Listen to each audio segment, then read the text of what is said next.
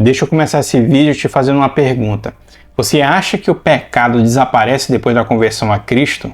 Nós sabemos que a resposta é não. E é exatamente por isso que nós precisamos entender o que é a mortificação do pecado. Fique aqui conosco nesse vídeo para você aprender um pouco mais sobre o que é essa mortificação e colocar em prática na sua vida. A mortificação do pecado não é algo feito apenas uma vez, ela é um processo contínuo, diário e constante. É a obra do Espírito Santo em nós, pela qual nós começamos a enfraquecer, subjugar e pouco a pouco fazer morrer o pecado que ainda habita em nós. Então preste atenção nisso, meu irmão.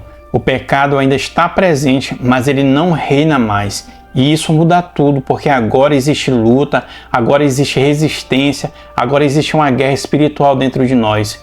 E é aí que entra a mortificação do pecado. A mortificação do pecado, ela faz parte da santificação progressiva, ou seja, do nosso crescimento em santidade ao longo da nossa vida cristã. Mas aqui está um ponto fundamental. Você não vence o pecado na sua própria força, porque isso é impossível. A mortificação só é possível porque você está unido a Cristo. E dessa união que vem o poder. E dessa união que vem a nova vida. Dessa união vem a vitória sobre o pecado. Na tradição reformada, isso fica muito mais claro. E por que fica mais claro? Porque nós entendemos três verdades fundamentais. A primeira verdade é sobre a depravação total. O pecado atingiu todas as áreas do nosso ser. Então é de suma importância nós entendermos e aceitarmos que ainda nós somos pecadores. Segundo, a união com Cristo. É nele que temos a vitória e a transformação do nosso ser. E em terceiro, a eficácia da graça. Ou seja, é Deus quem opera em nós, garantindo esse processo. E é importante que a gente entenda isso, porque mortificar o pecado não é opcional, não é para crentes que já estão avançados, é uma vida cristã normal, é diária, é necessária e também é inevitável para todo aquele que verdadeiramente pertence a Cristo. Agora é importante deixar algo muito claro. A doutrina da mortificação do pecado não é uma especulação teológica, ela é profundamente bíblica e profundamente escriturística. Em Romanos, no capítulo 8, verso 13, vai dizer o seguinte: se pelo Espírito mortificardes os feitos do corpo, vivereis. Perceba, meu irmão, que não é opcional, é uma condição ligada à vida espiritual nossa. Em Colossenses capítulo 3, verso 5, também nos diz: mortificai, pois, os vossos membros que estão sobre a terra. Aqui existe uma ordem, um imperativo, não é sugestão, é um mandamento. E também em Gálatas capítulo 5, verso 24, declara o seguinte: os que são de Cristo Jesus mortificam a carne com suas paixões e suas cobiças, ou seja, existe uma ruptura real com o domínio do pecado. Agora deixa eu te mostrar um detalhe muito importante. No texto original, o verbo usado significa literalmente fazer morrer. Não é controlar o pecado, também não é administrar o pecado, muito menos negociar com o pecado. É matar e muito mais do que isso. Esse verbo carrega a ideia de uma ação decisiva, mas também muito contínua. Ou seja, existe um ato definitivo em Cristo, mas também uma prática diária na vida do crente. Então entenda isso, irmão. Mortificação não é suavizar o pecado, é declarar guerra contra ele. E essa guerra acontece todos os dias da nossa vida. Agora nós vamos entrar num ponto ainda mais profundo. De onde vem a mortificação do pecado? A resposta bíblica é bem clara. Ela flui da nossa participação da morte de Cristo. Em Romanos, no capítulo 6, verso 6, vai dizer que foi crucificado com ele o nosso velho homem. Perceba isso, que a morte de Cristo não serve apenas para justificar, como se fosse algo jurídico. Ele também inaugura uma nova realidade na nossa vida. Depois disso, nós não somos mais os mesmos. Existe uma ruptura real com o velho homem e é exatamente daí que nasce a mortificação. Ou seja, mortificar o pecado não é um esforço independente, não é o homem tentando melhorar por conta própria. É, na verdade, a aplicação prática da morte de Cristo na nossa vida diária. Mas qual é o papel do Santo Espírito de Deus nisso tudo? A mortificação é, ao mesmo tempo, ordenada por Deus, mas executada pelo Espírito Santo. É o Espírito Santo quem opera em nós o poder para matar o pecado. Sem ele, qualquer tentativa de mortificação fracassa. É aqui que existem dois perigos muito comuns. Ou a pessoa cai no legalismo tentando vencer o pecado na sua própria força, ou cai num tipo de ascetismo vazio, que são práticas externas, mas sem uma transformação real. Por isso que John Owen, um grande puritano, disse algo extremamente profundo. Toda mortificação que não procede da fé do sangue de Cristo e pelo Espírito Santo de Deus é vã. Agora você pode perguntar, se é Deus quem opera, qual é o meu papel nisso tudo? É aqui que entra a responsabilidade humana. E a gente vai ver que a Bíblia está cheia de imperativos. Mortificai, fazer morrer, crucificai a carne. Isso mostra que o crente não é passivo nisso tudo. Ele age, ele luta, ele resiste ao pecado. Mas é importante você entender uma coisa. Essa não é uma cooperação de iguais. Na teologia reformada, nós chamamos isso de sinergia assimétrica. E o que isso significa? Deus é a causa primária. Ele opera eficazmente e o homem é a causa secundária. Ele responde ativamente.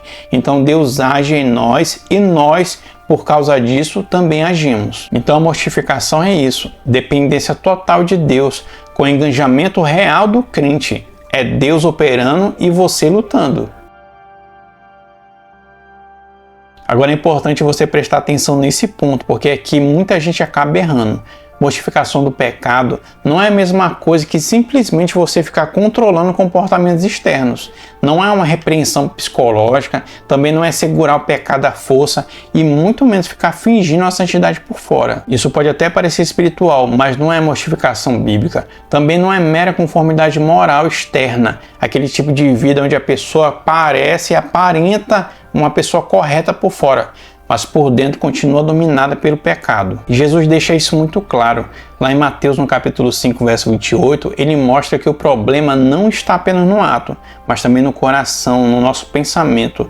Ou seja, o pecado não começa só nas mãos, ele começa no nosso coração, naquilo que nós pensamos também. Por isso a verdadeira mortificação ela não é superficial, ela é interna, é uma obra profunda onde o Espírito Santo transforma desejos, inclinações e também afetos. Não é só você parar de fazer algo errado, é começar a odiar o pecado. Não é só evitar o pecado externamente, é ter um coração sendo moldado por Deus. Entenda isso, meu irmão. Você pode até reprimir o pecado e ainda assim não está mortificando. Mas quando o Espírito age, ele não só apenas controla o seu comportamento, ele também transforma o seu coração e transforma também a sua mente. Agora veja como a teologia reformada trata esse tema com muita sobriedade. Na nossa confissão de Westminster, nos ensina o seguinte: a santificação é imperfeita nesta vida, ainda permanece alguma corrupção em cada parte.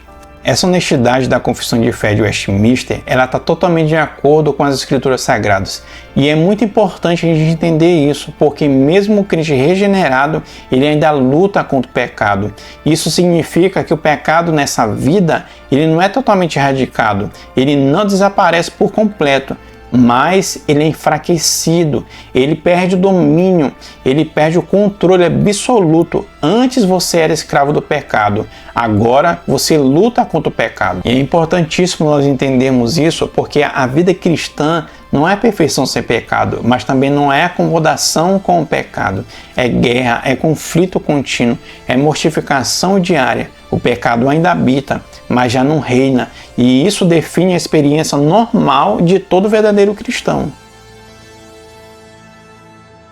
Agora vem uma pergunta muito prática. Quais são os meios que eu posso utilizar para poder mortificar o pecado dia a dia? A resposta bíblica ela é muito clara. É por meio dos chamados meios de graça. Deus não apenas ordena a mortificação, Ele também providencia os meios pelos quais ela acontece. Um desses meios de graça é a palavra de Deus. Lá em Hebreus, no capítulo 4, verso 12, nos ensina que a palavra ela expõe o nosso coração, ela ilumina a nossa vida, mostrando onde está a sujeira, onde é que está o pecado. Em Romanos também, no capítulo 12, verso 2, mostra que a palavra de Deus também renova a nossa mente, ou seja, Sem a palavra, você não enxerga o pecado corretamente e muito menos vence ele. Outro meio de graça é a oração. A oração é o nosso reconhecimento prático da nossa dependência de Deus. É quando paramos de confiar em nós mesmos e buscamos graça para lutar contra o pecado. Ela é o canal pelo qual essa graça é aplicada em nossa vida. Outro meio de graça são os sacramentos, como o batismo e a Santa Ceia. Eles não são apenas símbolos vazios, como muitos pensam. Eles confirmam a nossa união com Cristo. Também fortalecem a nossa fé. E uma fé fortalecida luta melhor contra o pecado. E outro meio de graça é a comunhão dos santos. Lá em Hebreus, no capítulo 3, verso 13, nos diz que devemos nos exortar mutuamente todos os dias. Mas por quê? Porque o pecado ele engana e muitas vezes nós não percebemos áreas da nossa vida que precisam ser tratadas. Deus usa outros irmãos, outras pessoas para nos corrigir, encorajar e nos manter firme. E é importante nós entendermos e sabermos isso, porque a mortificação do pecado não acontece no isolamento, também não acontece sem a palavra, sem oração, sem os meios de graças que Deus determinou. E é por meio deles que o pecado vai sendo pouco a pouco enfraquecido em nós. Agora nós chegamos em algo extremamente prático, como de fato mortificar o pecado no dia a dia. O puritano John Owen, ele nos ajuda muito nisso. Ele propõe um caminho pastoral sério, profundo e muito realista. A primeira coisa que o puritano John Owen ele propõe é fazer um diagnóstico do pecado. Você não vence aquilo que você não identifica. Então nada de generalizações vagas como tipo assim, eu sou um pecador. Isso não resolve. Você precisa identificar padrões específicos na sua vida. Quais pecados? Em quais momentos? Em quais circunstâncias? A segunda coisa que John Owen propõe para a gente é a convicção profunda. Não trate o pecado de forma leve. Considere a culpa, a gravidade, a ofensa contra Deus. Medite na santidade de Deus. Porque quanto mais você entende quem Deus é, mas você entende o quão sério o pecado realmente é. Em terceiro lugar, John Owen ele sugere uma contemplação de Cristo. Aqui está o coração de tudo. A mortificação não começa em você, começa na cruz. É olhando para Cristo crucificado que você encontra tanto perdão quanto também o poder para poder matar o pecado. E em quarto lugar, o John Owen sugere a dependência no Santo Espírito de Deus. Nós temos que reconhecer isso de uma vez por todas. Você não consegue vencer o pecado sozinho. Toda tentativa independente termina em frustração. É o Espírito Santo quem dá o poder real para mortificar o pecado em nossas vidas. Em quinto e último lugar, John Owen sugere uma vigilância contínua. A vida cristã ela exige atenção constante. Evite ocasiões que te façam pecar. Fuja de ambientes que alimentam suas fraquezas. Desenvolva uma disciplina espiritual todos os dias. E isso tudo porque o pecado não brinca. E para poder resumir isso tudo, John Owen disse uma frase bastante conhecida que deveria ecoar na nossa mente todos os dias. A frase é o seguinte: esteja matando o pecado ou o pecado estará matando você. E isso não é exagero, isso é realidade espiritual. Ou você luta contra o pecado ou ele silenciosamente está vencendo você. Agora, para nós não cairmos num erro bastante comum, nós precisamos entender o lugar da mortificação do pecado dentro da aliança da graça. Então, coloque isso na sua mente. A mortificação do pecado não é um meio de justificação, ou seja, você não mortifica o pecado para poder ser aceito por Deus. Você não luta contra o pecado para poder conquistar a sua salvação. Isso já foi garantido em Cristo, mas ao mesmo tempo a mortificação é uma evidência da fé salvadora. Ela é fruto, ela é resultado, ela é sinal que a graça de Deus realmente está operando na sua vida. Por isso que o Catecismo Maior de Westminster, na pergunta 75, define o seguinte: a santificação é a obra da graça de Deus, pela qual aqueles que Deus escolheu são renovados no homem interior. Ou seja, é obra da graça, não é mérito humano, é Deus que renova o interior do homem. Então, onde é que entra a mortificação? Ela é parte desse processo de renovação. É Deus, pela sua graça, operando em nós, e nós, como resposta, lutando contra o pecado. Então guarde isso na sua mente e no seu coração. Você não mortifica o pecado para ser salvo, mas porque foi salvo. Não é a raiz da sua salvação, é o fruto dela. E quando você entende isso, quando isso fica claro na sua mente, você é livre tanto do legalismo quanto da negligência espiritual. Agora nós precisamos ter cuidado, porque existem 3 erros graves quando o assunto é mortificação do pecado, e você precisa fugir desses 3. E o primeiro deles é o legalismo. Aqui a pessoa transforma a mortificação em uma tentativa de merecer a aceitação de Deus. Ela luta contra o pecado, mas com a motivação errada. No fundo, ela só está tentando comprar, de certa forma, o favor de Deus com esforço próprio. Isso não é evangelho, isso é confiar em si mesmo e não em Cristo. Outro extremo sobre isso é quando a pessoa simplesmente negligencia a luta contra o pecado. Ela diz que, por exemplo, Deus é gracioso, Deus perdoa, Deus todo o tempo está pronto a nos perdoar. Então ela não precisa se preocupar tanto com a santificação, mas isso é um engano perigoso. A graça verdadeira nunca produz acomodação, ela produz transformação. Se não há luta contra o pecado, algo está muito errado na sua vida. E outro perigo que é bem sutil, que parece ser uma vida de santidade, correta e espiritual, é quando a pessoa busca experiências espirituais desconectadas dos meios que Deus estabeleceu. Ela ignora a palavra, ela negligencia a oração, ela abandona a comunhão e tenta viver de sentimentos, impressões e experiências internas, mas Deus não prometeu santificação fora dos meios de graça. Então nós precisamos entender e praticar isso, que o caminho bíblico é estreito. Não é tentar merecer a salvação como um legalismo, não é ignorar o pecado de uma forma de acomodação, e não é também viver de experiências subjetivas sem fundamento, como o misticismo. É viver pela graça, lutando contra o pecado nos meios que Deus, que somente Deus estabeleceu. E para nós concluirmos, a mortificação do pecado não é um detalhe na vida do cristão, ela é parte essencial dela. Ela é, antes de tudo, cristocêntrica, ou seja, está fundamentada na morte e ressurreição de Cristo.